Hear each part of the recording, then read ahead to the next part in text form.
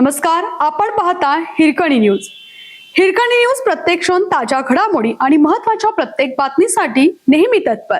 धार्मिक गाणी शिकवण्याच्या बहाण्याने बालिकेवर अत्याचार, भादोलेच्या आरोपीस 20 वर्ष सक्त कारावास.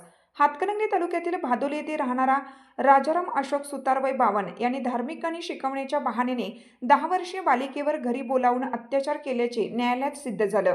या प्रकरणी जिल्हा व सत्र न्यायाधीश S. तांबे यांनी सुतार याला दोषी ठरवून 20 वर्ष सक्त मजुरी, 1000 रुपये दंड आणि दंड न भरल्यास 3 महिने साधा कारावासाची शिक्षा सुनावली. नोव्हेंबर 2017 मध्ये घडलेल्या गुन्ह्याची अंतिम सुनावणी सोमवारी दिनांक 12 रोजी झाली. सहाय्यक सरकारी वकील अमृता पाटोळे यांनी दिलेल्या माहितीनुसार राजाराम सुतार हा गावातील लहान मुलींना धार्मिक गाणी शिकवत होता. त्याच्याकडे आलेल्या एका 10 वर्षीय मुलीला चॉकलेटचे आमिष दाखवून त्याने अत्याचार केला. याबाबत कोणाला सांगितल्यास मारहाण करण्याची धमकी दिली. त्या घटनेनंतर पीडित मुलीने त्यांच्या घरी जाणं बंद केलं. 1.5 महिन्याने तो पीडित मुलीच्या घरी जाऊन पुन्हा गाणी शिकवण्यासाठी येण्याचा आग्रह करीत होता. त्यावेळी घाबरलेल्या मुलीने अत्याचाराची माहिती आईला सांगितली.